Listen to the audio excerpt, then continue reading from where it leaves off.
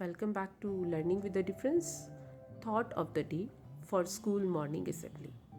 And the thought is dream, dream, dream.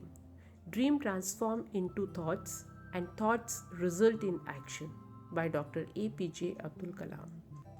Dear friends, dream is wonderful thing in our life we can create in our imagination, most often related to our future. We should pursue it.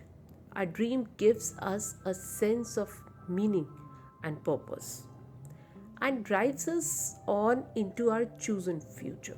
It fills us with energy and passion. Dear friends, Dr. Kalam has said that it's our dream which convert into thoughts.